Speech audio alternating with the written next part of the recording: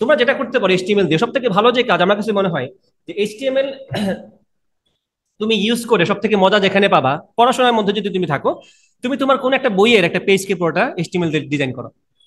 ধরো তুমি যদি বায়োলজি পড়ো, বায়োলজি বইটা আমার কাছে সব থেকে পারফেক্ট এক্সাম্পল মনে হয়, কারণ বায়োলজি একটা বইয়ের একটা পেজ তুমি খুলে তুমি দেখবা টাইটেল আছে, একটা চিত্র আছে, তার নিচে তার একটা টাইটেল, চিত্রের ফিগার 1 দেখে কিছুটা লেখা আছে, লেবেলিং করা আছে, ছোট করে লেখা আছে, একটা টেবিল আছে যে এটার এত সাইজ, এটার এত সাইজ। তুমি যদি একটা পেজ যদি ভালো মতো বায়োলজি বই থেকে ডিজাইন করে ফেলতে পারো, বা যে বইটাতে এরকম টেবিল টুবিল আছে একটা পেজ ডিজাইন করে ফেলতে পারো, তোমার এইচটিএমএল চ্যাপ্টারের 80% ডান হয়ে যাবে। বোল্ড করা থাকে, ছোট করা থাকে, বড় করা থাকে, আন্ডারলাইন করা থাকে, তাই না? বক্স করা থাকে, লিস্ট দেয়া থাকে, সাইন্টিফিক নেম বাঁকা করে দেয়া থাকে, সাইডে একটা টেবিল দেয়া থাকে।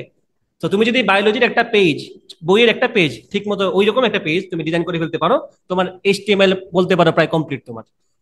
অনেকটা 80% কমপ্লিট, মানে তো অবশ্যই বাকি থাকবে, পড়াশোনা তো বাকি আছে। বায়োলজির এক পেজ ডিজাইন করলে তার হবে না, বাট তুমি প্র্যাকটিক্যালি অনেক মজা পাবো এটা করতে পারলে।